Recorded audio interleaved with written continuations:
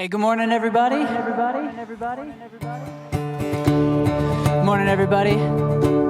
Welcome. I'd love to invite you to stand and sing with us as we start this morning singing out It's a Glorious Day. And I was buried beneath my shame, but who could carry that kind of weight? It was my till I met you. I was breathing but not alive, and all my failures I tried to hide. It was my time till I met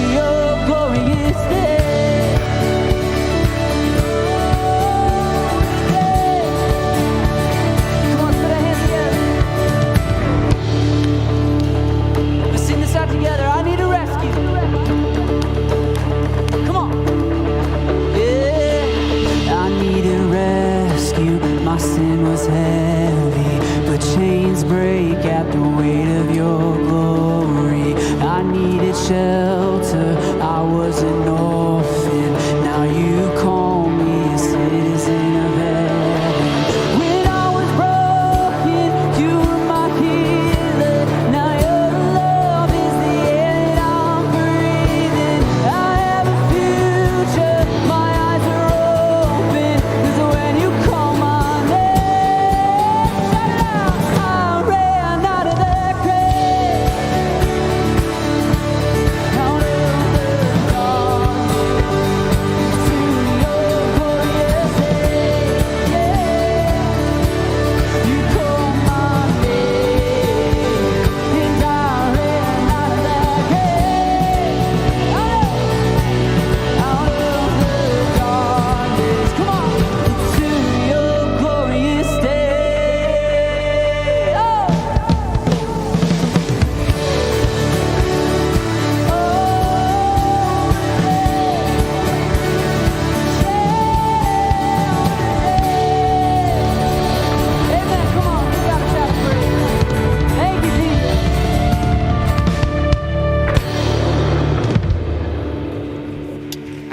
Good morning, Clarkston.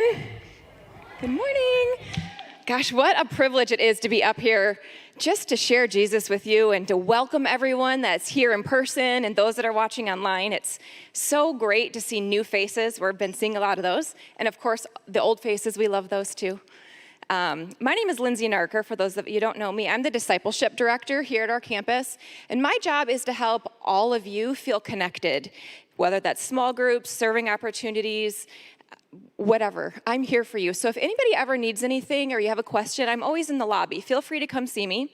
And so because of that, I have a lot of really fun announcements, lots of ways for you to get involved and to have a really great month of August, which is crazy that it's already August. The first one coming up next Saturday is the Hope Water Project 5K Run and Fun Run. It's going to be at the Troy building, or the Troy campus. We are still looking for volunteers. There's still opportunities to register to do the run. Hope Water Project, if you're not familiar, is the project brings awareness and raises money to build wells with one of our global partners in Kenya. It's an awesome opportunity to just teach your children what it's like to give on a global level. Everyone can participate, so bring your whole family. In addition to volunteers working behind the scenes and those running, we also need people just that are holding up signs and encouraging people. So if your kids want to make a sign, come join us on Saturday at Troy for the 5K run. You can register online. Doesn't say the website. kensingtonchurch.org/run 5K? I'm not really sure. Go to the website. All right, the next thing coming up is baptisms. Now, gosh, this is just going to be such a beautiful event. It's a Wednesday night, the 11th, August 11th, again at the Troy campus. This is going to be a midweek service that's outside where we're doing an all-campus baptism. So if you have been feeling the nudge or you're just ready to publicly declare that you're giving your life over to Jesus, this is the night for you. If you want to participate in the baptisms, we do need you to register, kensingtonchurch.org/baptism. But in addition to actually participating in the baptisms, this is going to be a beautiful night for you and your whole family to just come and watch. Craig McClasson, who is our Lake Orion lead pastor, he is going to be giving the message. There's going to be lots of worship, of course, the beautiful baptism displays. So I just encourage you as a family, or even by yourself, come, let's wrap arms around those in Clarkston who are going to be baptized. It's going to be a beautiful, beautiful event. If you have questions about baptism, you can stop at the hub. David is there today, and he can help you get registered or answer any questions that you might have. Also coming up in August, I told you it's a busy month. August 21st is Rock Your Family. I'm registered with my family. Anybody in here already registered? Yeah, fantastic. This used to be a weekend-long event that was at Spring Hill. This year we're doing it a little bit different. It's just a one-day event. It's about an hour north of here. We do need you to register, but it is going to be an awesome day of worship, fellowship, and lots of crazy over-the-top activities for kids and those adults that think they're still kids. So kids of all ages can come. Even if you don't have kids, it's still going to be a fun opportunity to just come and be with our community. Once again, you do need to register. So kensingtonchurch.org/RYF, Rock Your Family. Lastly, 2 weeks from today, we have our next church picnic, AKA Connect event.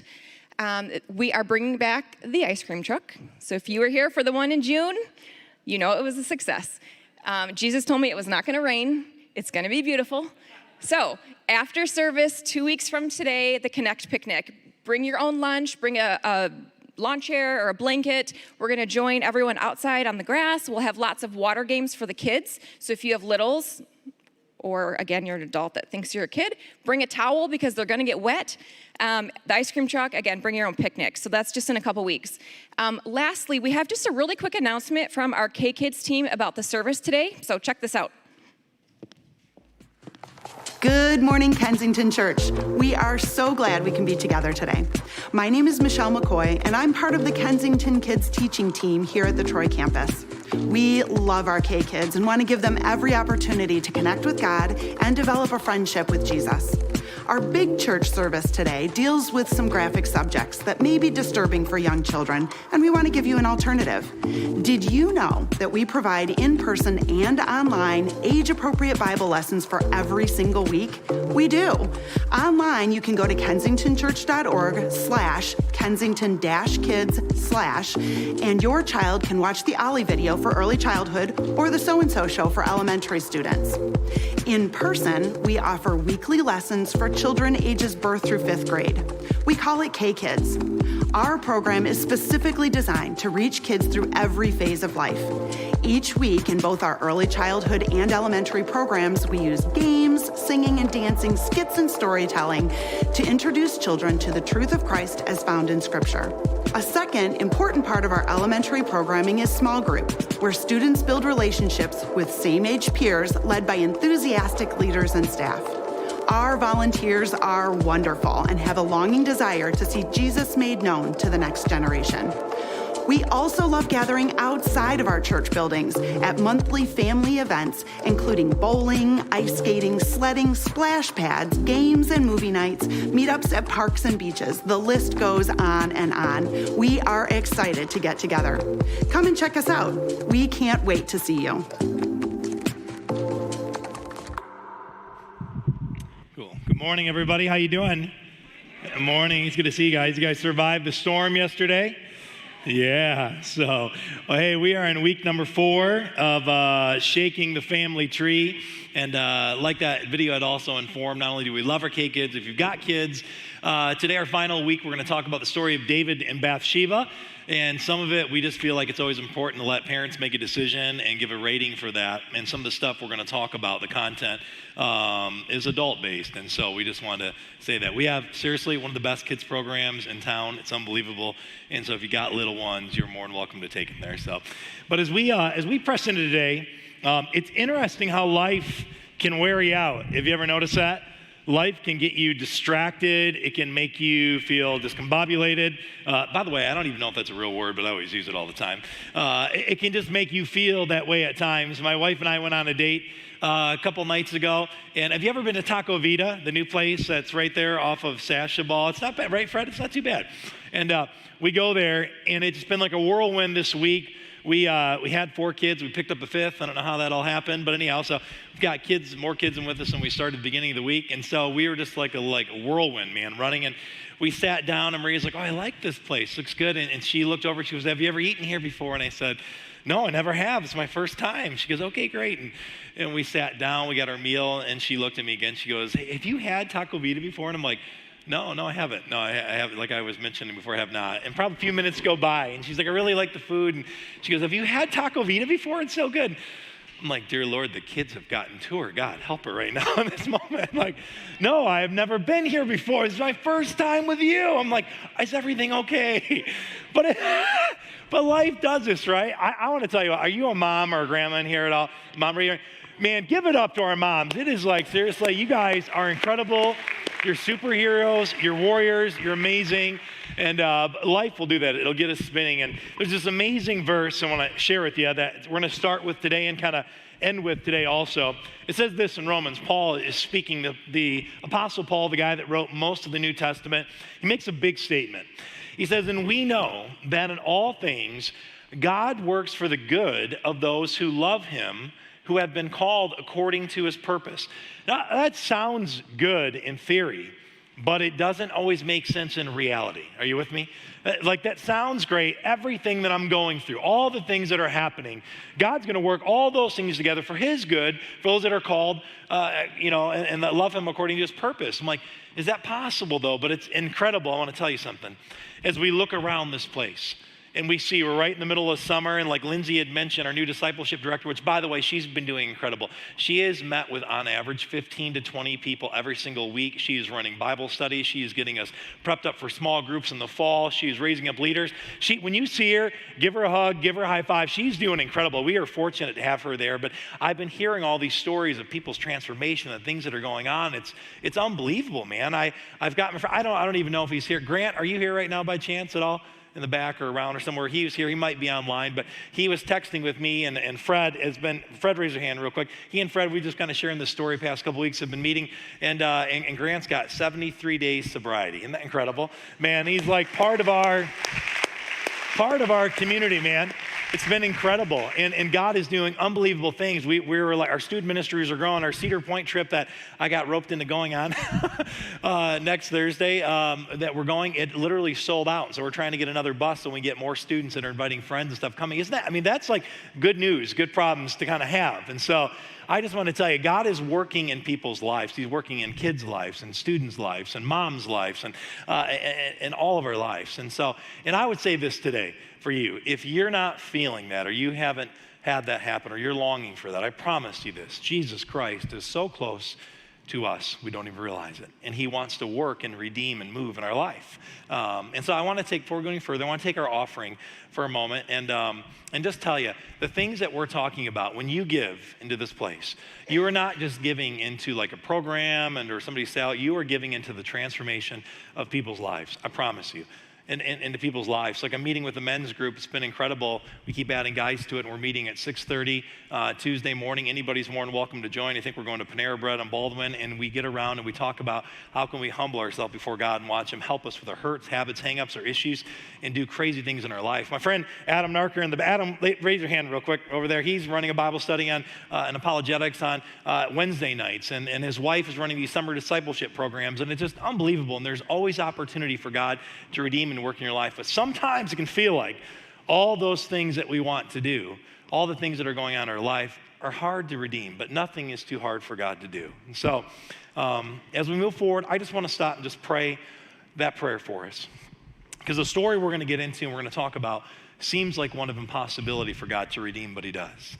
And sometimes in our life, it can feel like it's impossible for God to redeem or restore or renew or do something with my life and my situation. And I'm telling you, I want to take our doubts and our anxieties and our fears and our worries and our concerns and somehow together as a community today, move those to the feet of Jesus and say, can you help me? And I think we might be surprised the way he does. So Father, we ask you to give us courage just to believe in you, courage to have faith that you can do what you say you can do, courage, God, to believe that you are the God of redemption, that in your story, in your family tree, the people that we're going to read about and talk about, you were working in their life, even in the worst moments. You brought out the best. So may you do that in ours, in your name. Amen. It's incredible to stop and think about family as we're talking about family. And we, as we do that, I just had a family wedding. We had a couple weddings last weekend, but I had a family wedding. I had the privilege of doing my niece's wedding, and my boys were there. My nephew Griffin was there, and my son Noah and Griffin got asked to be ushers, which they thought was a very high privilege of great esteem. And so we told them, I said, hey, when all the guests come in, and there's about 120 guests at an outdoor wedding, so when they come in, we need you to sit them on one side or the other. They've got like really a bride's side or a groom's side. And my boy Noah and my nephew Griffin thought they understood that. And so all of a sudden I look over about 10 minutes into it, and I see there's a lot of guys on one side, and there's a lot of girls on the other. And this one guy comes and he sits in the row of these girls, and Griffin goes, excuse me, you have to go to the boys' side. You got to get over there. And I said, Griffin, what are you doing? He said, this is the groom's side, the boys' side, and this is the bride's side, the girl's side. I'm like, no, buddy. If they're here for the groom, and they're like, oh. But it's so funny. They were so committed to this thing that everybody took them serious. These two middle school boys were running the show. And everybody's like, okay. They just did as they were told, man. It's so interesting.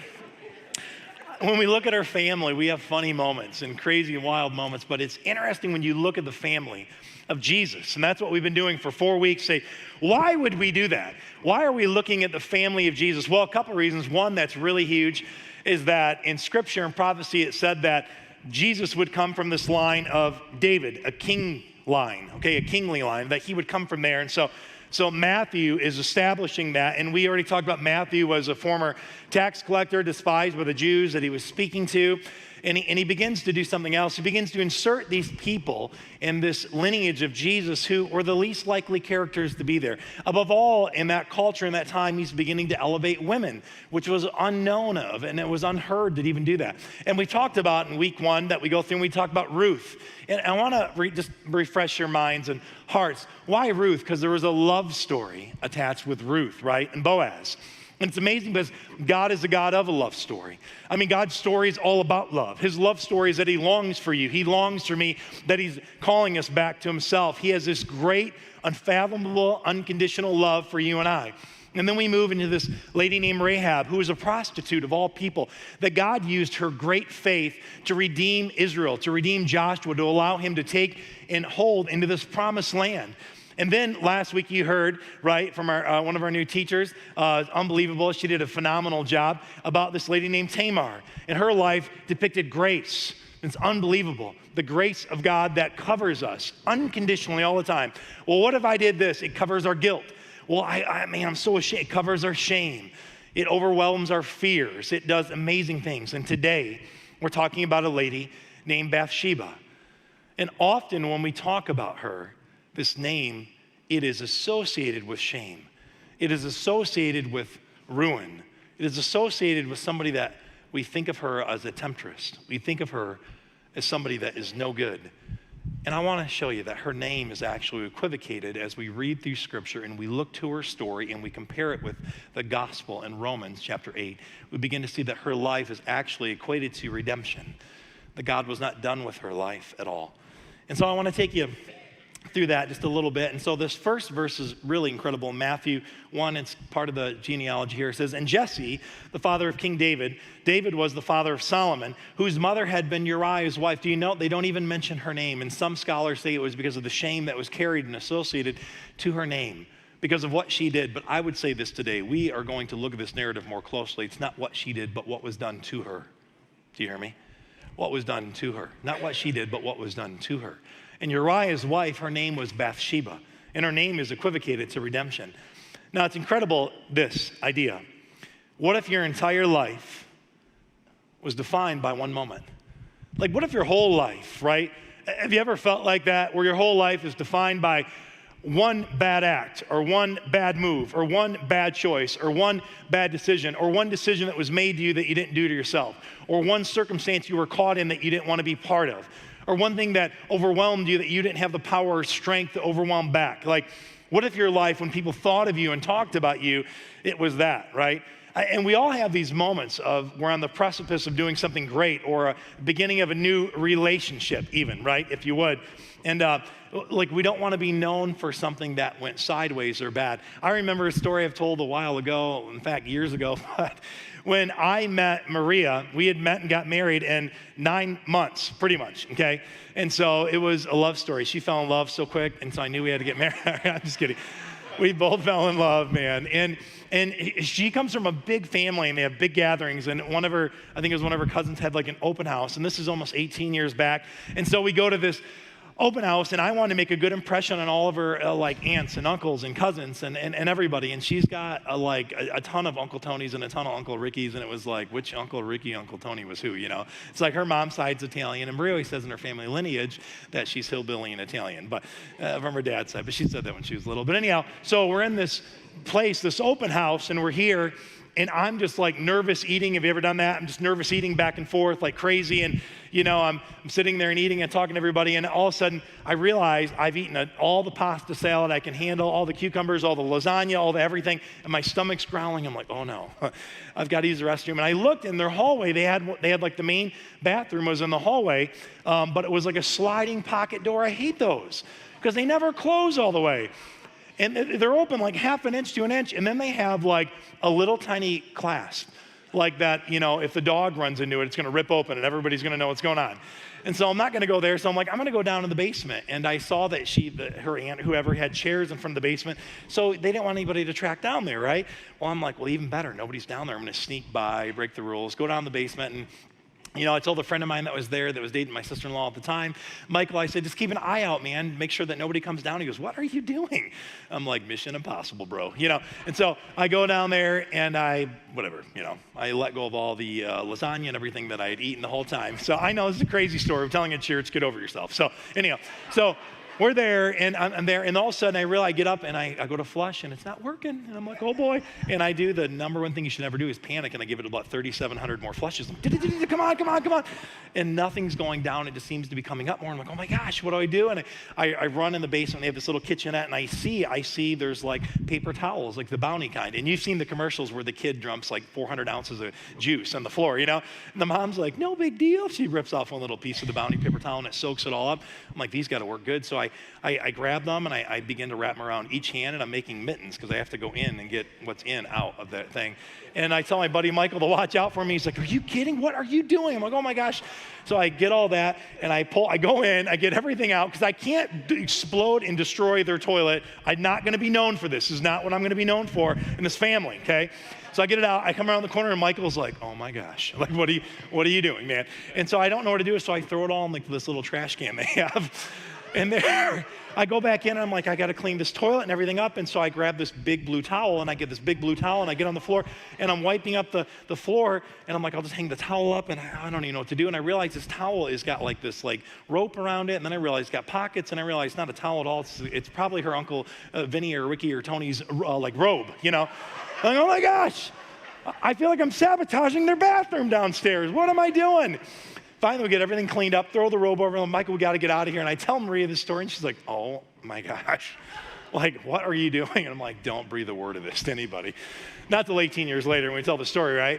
And I was like, I can't be known for this. And we've had these moments and silly and goofy, but this is different with Bathsheba. This is different.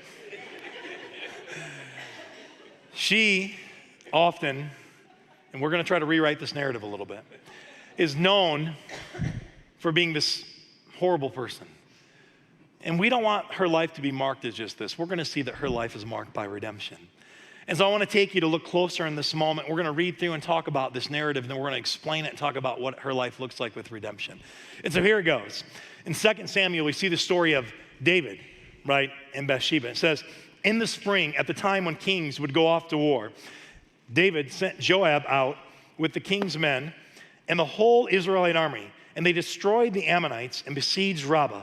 But David remained in Israel. You have to understand, kings in the springtime, probably because it was when there was the greatest amount of light, the weather was permitting, they didn't have modern technologies and tanks and things that we do in today's society. And so they would fight these wars. They would reclaim land. They would protect land. They would do this in the springtime. But this is not just the story. Often I've heard the lessons be told, and they can be learned, of David saying he should have been at war. He should have been there for sure. He should have been with his men. When they marched out amongst the cities, when they went to go defend, Israel, he should have been with his men, his mighty men, his warriors, his commanders, but he was not. And there's lots of lessons of the idle hands. If David would have been where he should have been, none of this ever would have taken place. And all that is true, but this is not just his story. This is also the story of Bathsheba. It says, one evening, David got up from his bed and walked around on the roof of the palace. And from the roof, he saw a woman bathing. And the woman was very beautiful. Scripture is clear of that. And David sent someone to find out about her. And the man said, his servant said, she is Bathsheba. She is the daughter of Eliam. She is the wife of Uriah the Hittite. And David is ignoring all this advice in this moment. The messengers dare not speak against the king, but they are trying to humbly inform the king, David, you know Eliam. He is one of your mighty men. He has been a commander of you. Even some scholars say that Eliam probably was there as an older man in the army at the time when David was a young man and even took the head of Goliath. He had been with David for decades, fighting with him, battling it. Can you imagine? This man had great esteem and honor for David and David for him. And the messenger is like, that's his daughter. And Uriah, that's his wife, David. But I know you know, but that's his wife. I just want to let you know if that's who you're asking for and looking for clarity. Uriah is one of your mighty men. There were 30 of these mighty men. They were considered modern-day Navy SEALs. These would have been the toughest and the roughest, the most committed, the most men full of valor that you'd ever seen or step face on this planet probably. These men were giving their life for Israel. They would give their life for David. They loved David. But so often, even in the face of wise counsel and great advice, our passions and our emotions can cloud everything. And so it goes on. It says, then David sent messengers to her. She came to him, and he slept with her. Now she was purifying herself from her monthly uncleanness. She was a Torah observant woman. She was a godly woman. That's what that scripture part is saying there. She followed the ways of Torah, not just a ritual of cleanliness in the physicality way, but that of a supernatural way, a spiritual way too.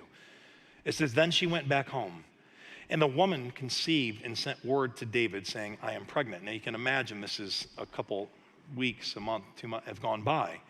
And she notes this. David thinks this is long gone. She thinks the shame may be behind her, but it's rearing its head in an even crazier way. Can you imagine, though, in this moment? So tell me about that moment. David sends message. You can imagine getting a message near dusk. It's near the evening, and the king's messenger has come to you, who you cannot refuse, mind you. And Bathsheba is sitting there, and she probably thinks, well, I know my father is a warrior and a commander in this army. My husband is one of the elite, mighty men. I mean, she would have been recognized in all of Israel because of her husband's achievements. And she probably thinks instantly, did Uriah pass? Did he die? And her heart's probably going back and forth. And maybe no, Uriah's young and he's strong. It must have been my father. My father has fallen. He's dead. I can't believe this. I mean, this is what's going through her mind. So she goes on that pretense of that message that's sent from the king's messenger. And she shows up only to discover it's something completely opposite. And it is a king that is taking great advantage of his power and his authority. And she cannot speak a word against this or she would have lost her life. Nobody spoke against the king in those days. And this is not in a moment of like joy, like it's normally like when you find out you're pregnant, it's a moment, it can be a moment of joy, right? I remember we've got 3 kids and we're fostering now, but I mean, I remember when Maria told me that she was pregnant with Isaac and she had a bunch of pregnancy tests and I'm like, oh my gosh. And I was panicked because I thought we were done with 2 and now we got 3. And I looked at her and I said, how did this happen? She's like, Jeremiah. I'm like, I know how it happened, but how did it happen? But there's joy that comes after the passing out moment, you know? There's no joy here at all. And the story goes on, and all of a sudden David begins to panic. You can see this narrative. Bathsheba has been labeled in our time, in our history, even throughout as the wrong person, but it's not. It's the opposite. And it's crazy to stop and just consider and think about this just for a moment. That, I'll tell you part of the story. So David goes and he calls Uriah back from the front line, says, just come back home. Come back, you've been fighting so strong. Come home and be with your wife and come home and be with your family. But Uriah is such a man of valor. He is one of these mighty men that he sleeps at the gates. He says, my men are out battling in war and I can't possibly sleep with my wife and eat with my wife and spend time with my wife as my men are struggling and maybe even some of them dying. I won't do such a thing, David. I'm sorry. Then David brings him in the night too and gets him drunk. So maybe he'll do that, but Uriah is still a man of great valor, sleeps in the servants' quarters. At this point, David is panicking. He says, well, how do I cover my sin? What do I do in this moment? What should I do? He should have told the truth, but he doesn't. And he sends Uriah back, and he sends him with a letter, and in this letter is to Joab. He's the commander of the army. And he tells Joab, he says, when the fighting is at its fiercest and it's at its most aggressive, I want you to take all the men and pull them back, but leave a small attentive of men around Uriah and let him fight where it's deadliest and that he might pass. And Joab, being honoring the king, thinks, what is going on? But he does this anyhow. And he puts him all the way up here and he does this. And Uriah dies. And look what it says. When Uriah's wife, her name is Bathsheba, by the way, and we're redeeming her name and story because God is the God of redemption, heard that her husband was dead. She mourned for him. Can you imagine this moment for a minute? She is all alone. She has been taken advantage of by the king. She is fearing the worst. She is pregnant. She is undone and doesn't know what to do with her life. And after the time of mourning now was over, David had her brought back to his house. The confusion perplexes, even goes further.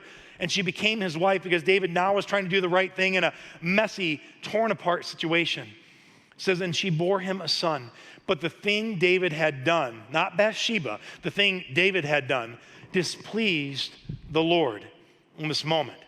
And this is so difficult. Some people have even inferred and said, well, maybe Bathsheba was just trying to leverage the king and get one of his children so she would have an heir in this throne, and she was power hungry. And no, she was taken advantage of. She was abused by his authority. She was, even in modern terms, raped. I mean, this is a horrific thing that took place.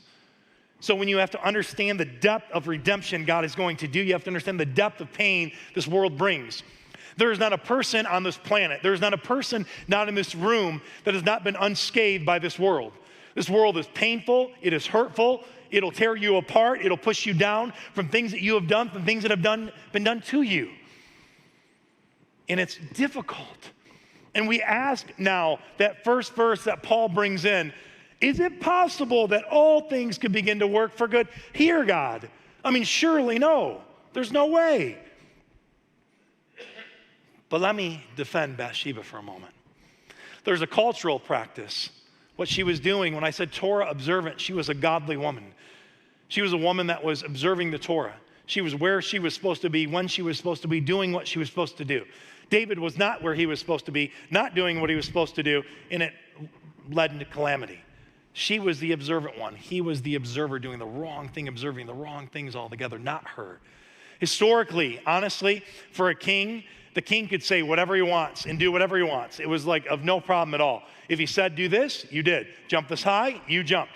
Go fetch water from a well that's behind enemy lines. You see it in Scripture. His men did it for David. Not a problem, David. We got it. You're the king. What you say goes. And that's how it was in that cultural practice, even all the way up to the 1600s, the King of England.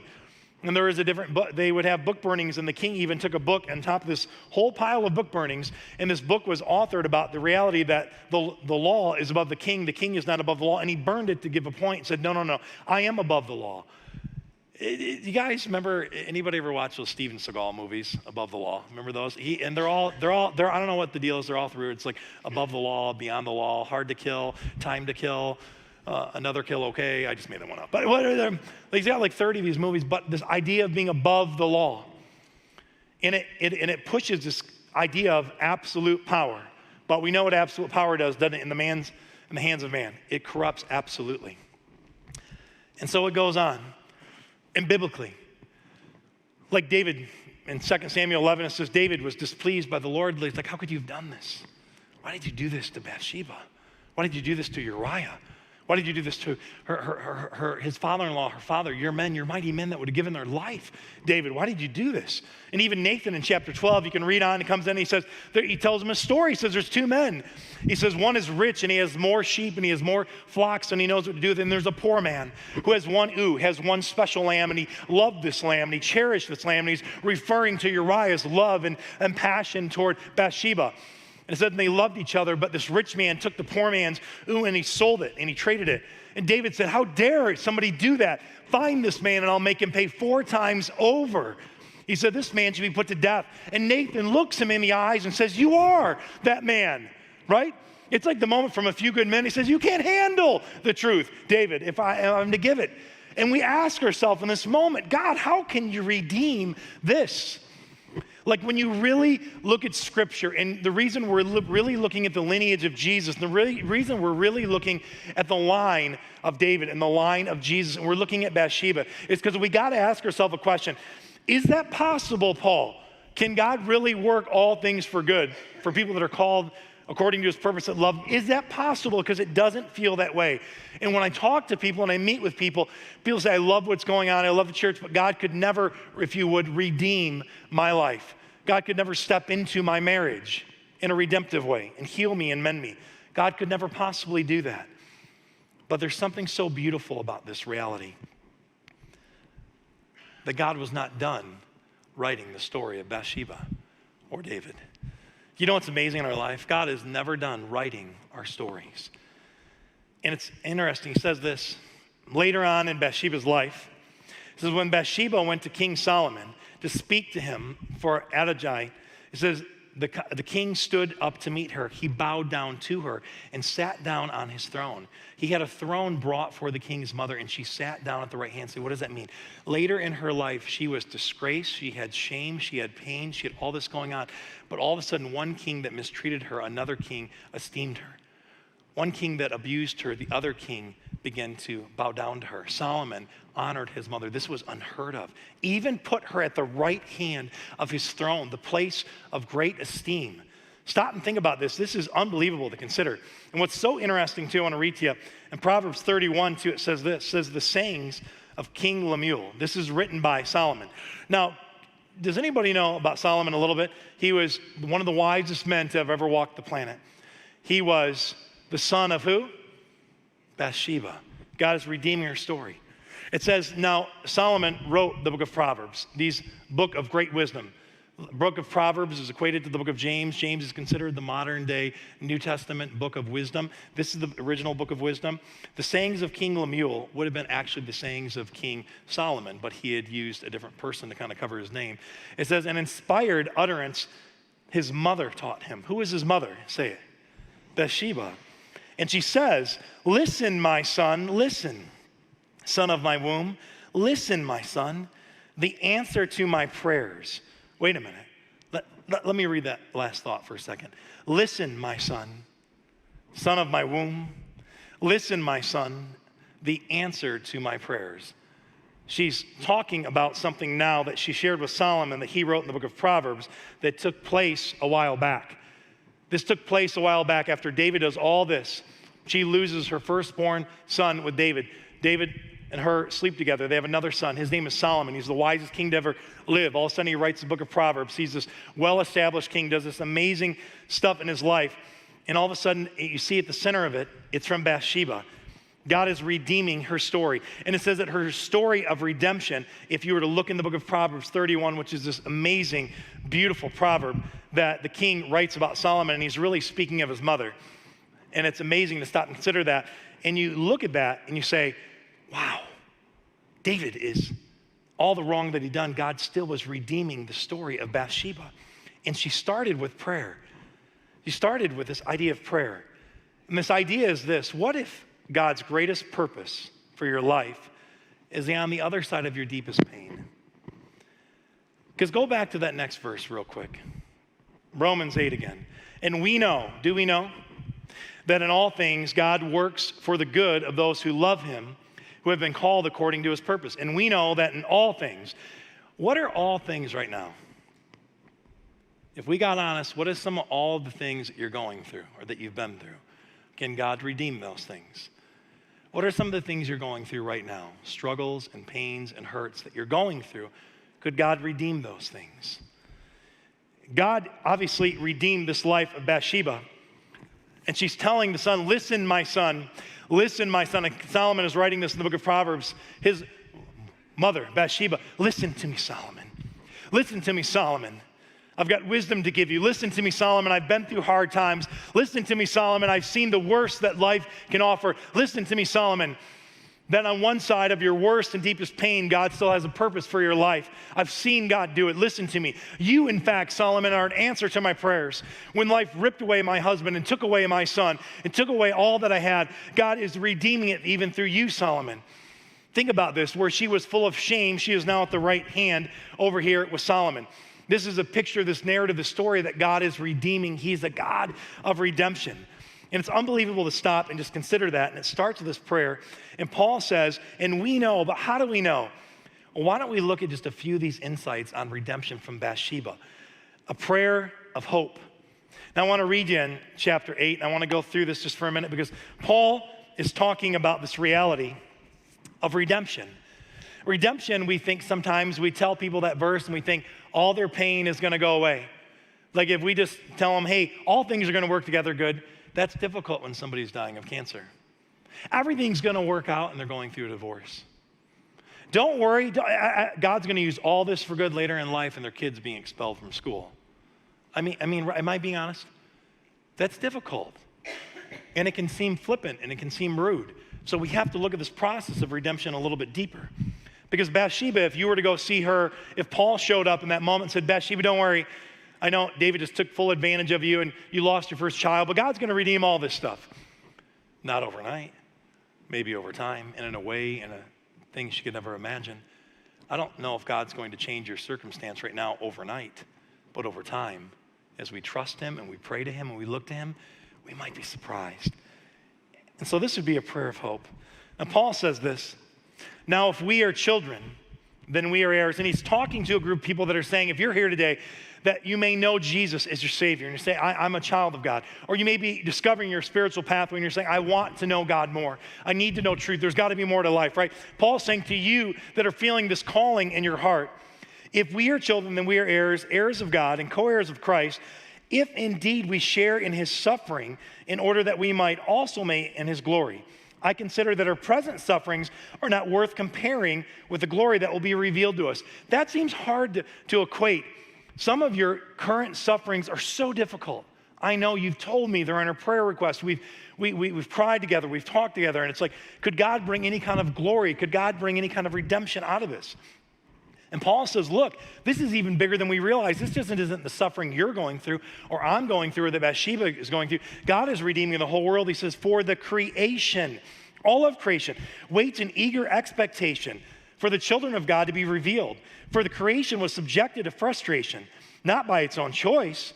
Often in life, it's not by our choice. We didn't choose to have pain. We don't choose to have hurts. We don't choose to have major dilemmas and issues in our face, but they come to us, right? Like nobody wakes up and is like, I'm just going to choose to have the worst day of my life. Like nobody does that at all. It says, but in hope that the creation itself will be liberated from its bondage to decay and brought into the freedom and glory of the children of God. Paul goes on and says, we know that the whole creation has been groaning as in the pains of childbirth. He says, I know it's not an easy process, but we have to hope that God is going to redeem our situation up to the present time. Not only so, but we ourselves, who are the first fruits of the Spirit, groan inwardly as we wait eagerly for our adoption to sonship, the redemption of our bodies. It says, for in this hope, Paul says this is much bigger.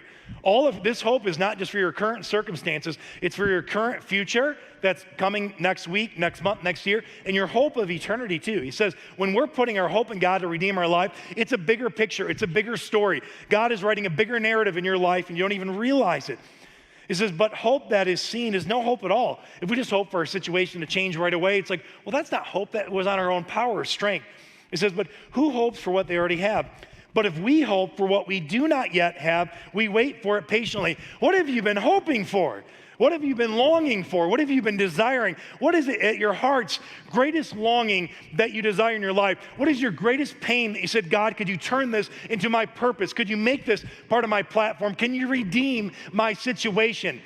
Because Paul says you're caught in frustration and it's painful. I get it. And look what he says. He says, in the same way, the Spirit helps us in our weakness. We do not know what we ought to pray for, but the Spirit himself intercedes for us through wordless groans. Says God is working on our behalf even now. And he who searches our hearts knows the mind of the Spirit, because the Spirit intercedes for God's people in accordance with the will of God. And we know that in all things, how many things? All things. God works for the good of those who love him, who have been called according to his purpose. God worked in all things. Bathsheba's experience was horrific and unthinkable and unbelievable. And anybody that was to look at it and read the story thought, how can this be redeemed? And all of a sudden, not overnight, but over time, years later, she began to pray. And she began to share those prayers. And she even told Solomon, you are an answer to my prayers, son.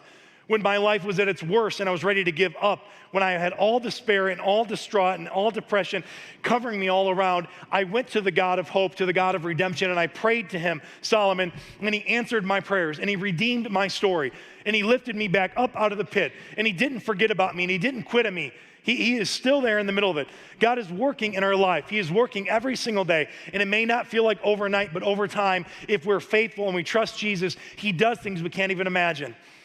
And it's amazing to stop and consider that God does amazing things like that. Like, for example, David even says, and maybe he learned from Bathsheba, he says, restore to me the joy of your salvation in my life. Don't restore to me the joy of my previous circumstances. Of course, he would have wished he could have gone back in time and undone everything that he did, but he couldn't. But he said, God, is it possible that you would restore even joy in my life now? Could you do that? Even in this hard time. And I'm so reminded of that. My wife has brought us on this journey of fostering amazing little kids. And like I said earlier, we had 4, and now we got 5 in our home. And we picked up another kid, and this little baby girl is so beautiful, and she's so amazing. And the other little baby girl that we have is so not a big fan right now that there's another little girl in the house. And so we brought the little girl we have, and we brought her home. She was smiling, and she was excited, and she looked down, and she saw there was another little girl by her toys, and she goes, oh, I mean, her demeanor it just changed like crazy. But this other little girl's here, and she's arriving at our doorstep, and she's coming from a distraught situation. That's all I can really say about it. And she's there, and you pick her up, and you look at her, and she's got these beautiful eyes, and she smiles. And it made me think of David, this reality. God, somehow you are giving this little baby girl joy in the middle of a situation that's so difficult. She doesn't even understand right now or comprehend this. She doesn't get this. But Bathsheba was beginning to understand this. She said, God, you are the God of hope. God, you are the God of redemption. God, if anybody could redeem this situation, you can. I have nowhere else to turn. And that's why Paul is going to this great length saying, all of creation feels this way. All of us feel frustrated all the time. He said, but we got to go to God, and he's beginning to redeem our story in ways we can't even imagine. And this is how this happens. It's how Bathsheba, in the face of a king that abused her, losing a child, still had hope. It didn't come from the outside, it came from the inside. Redemption is not just an external process, fix my issues now. It's an internal process of God, restore my soul, restore the joy of your salvation inside of me. God, that you might lift me up and I might understand that you love me and you care for me. And I think that's why Paul begins to close out this redemptive prayer in Romans 8 this way.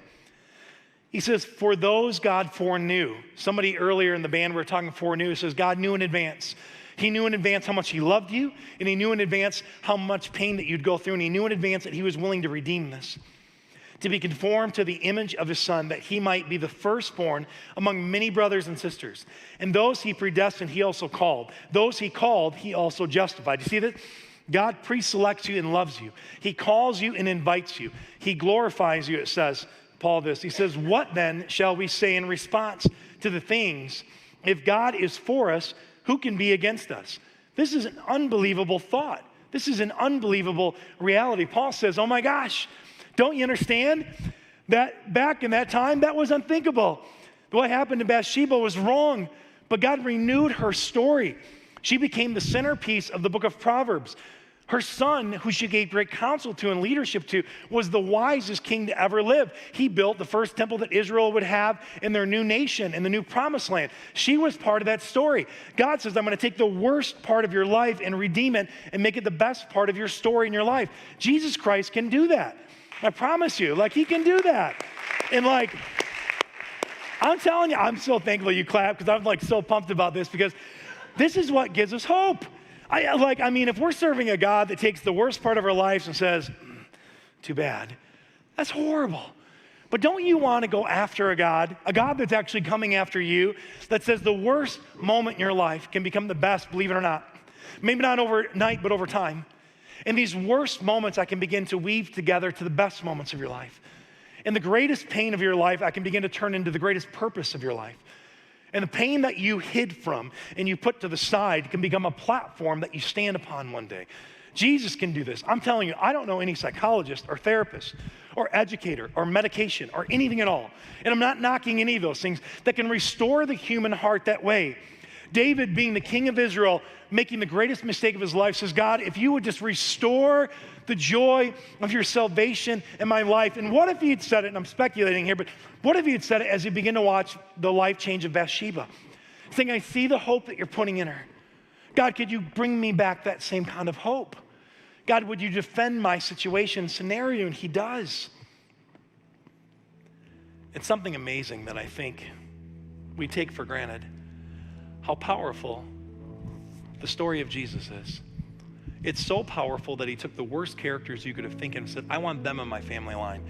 Everybody thinks they're not going to succeed. Put them in there and I'm going to succeed through them. Everybody said she was a failure and I'm going to do the greatest story of love through Ruth that you've ever seen. Everybody said that there's no way for Joshua to take the promised land.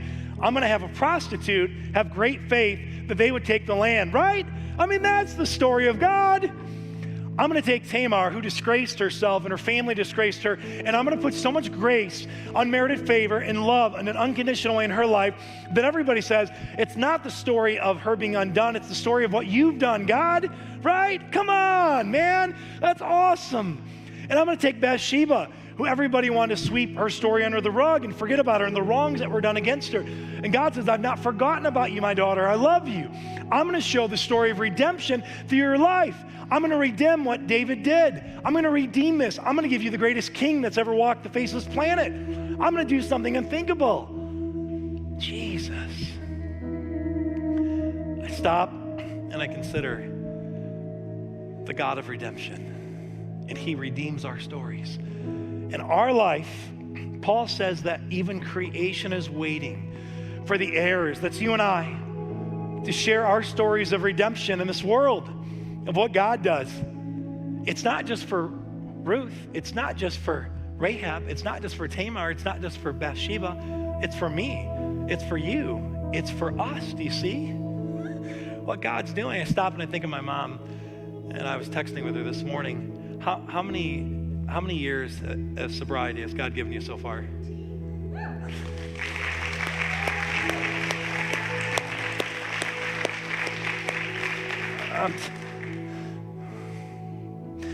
I just think of so often people that wrote us off, wrote our family off, but God never wrote us off. He actually said the opposite. He said, I'm just going to keep writing. I'm going to keep redeeming. And my mom is one of the strongest, most beautiful, most brilliant, most amazing women you've ever met in your life. And every day God keeps redeeming your story. And it's a story that'll be told to your grandchildren and your great-grandkids here in this community. He is the God of redemption. His power does what we could never do. He restored the virtue and the valor and the preciousness of who Bathsheba was. All that was wronged against her, God used for good. Who could ever imagine?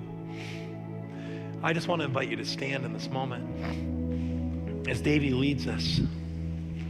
And I know we took a little longer because I wanted to read through these stories because I wanted you to understand the full depth of redemption, if that's even possible. But I want to pray for you today that she had a prayer of hope. She had a prayer of new beginnings. And I want to pray for us that we have a prayer of hope, that we have a prayer of new beginnings. And as Davey will lead us, he's going to explain even the song that God is defending your life. He stands in the middle of you in hell. And he says, I'm willing to redeem your life. When he says he'll build his church and the gates of hell won't come against it, he's saying, I'll rebuild your life and I'll hold hell back.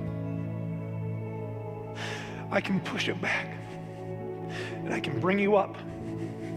I don't know anybody else that can do that but Jesus Christ. I wish I was strong enough and smart enough to lead that way, but all I can tell you is Jesus can. I believe that. So I want to pray and then I want us to worship the one that can redeem us. Father, I ask you, God, I ask you to always keep my heart humble before you. Because I give up trying to build a church, trying to do anything. I give it up to you, Jesus.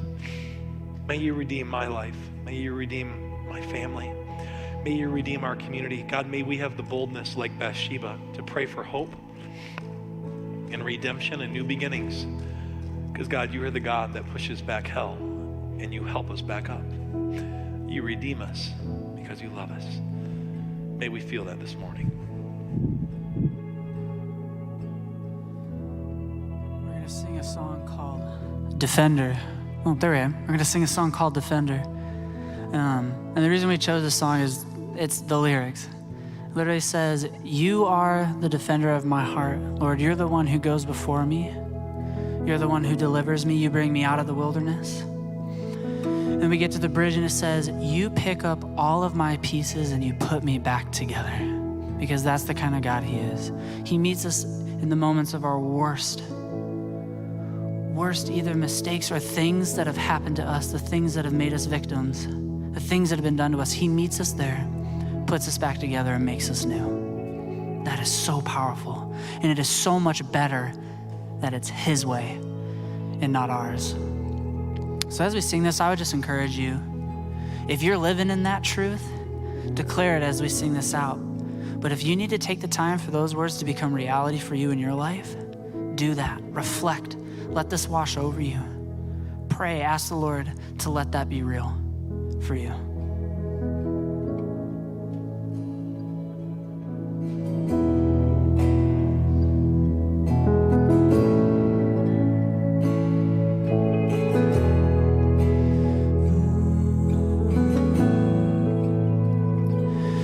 And you go before I know that you've even gone to win my wars.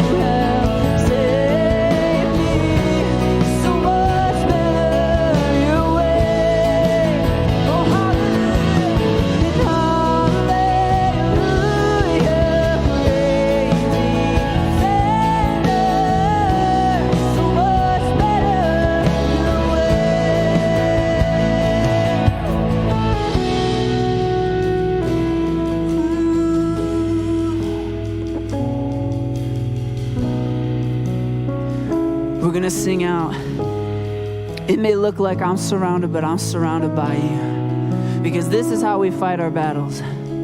It's not our burden, it's his. He goes before us and fights them for us. We're no longer surrounded by our enemies. We're no longer surrounded by fear or the shame of the things that have happened to us, because we're surrounded by the love of Jesus Christ, the perfect love of Jesus Christ.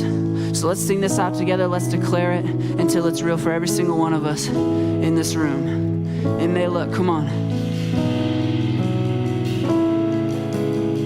It may look like I'm surrounded, but I'm surrounded by you, yeah. It may look like I'm surrounded, but I'm surrounded by you, every voice. It may look like I'm surrounded, but I'm surrounded by you. Oh, it may look like I'm surrounded, but I'm surrounded by you. Yeah, it may look like I'm surrounded, but I'm surrounded by you. Yeah, it may look like I'm surrounded, but I'm surrounded by you. This is how I fight my battles. This is how I fight my battles. This is how I fight my battles. This is how I fight my battles. This is how I fight my battles. This is how I fight my battles. This is how. It may look like I'm surrounded, but I'm surrounded by you. Yeah, it may look like I'm surrounded, but I'm surrounded by you. It may look like I'm surrounded, but I'm surrounded by you. Yeah. Oh.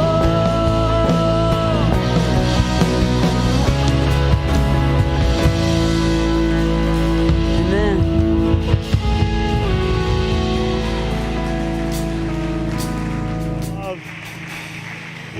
I love when Davey was leading the team, leading some worship, that reality of that we are not surrounded by all of our problems and all of our issues.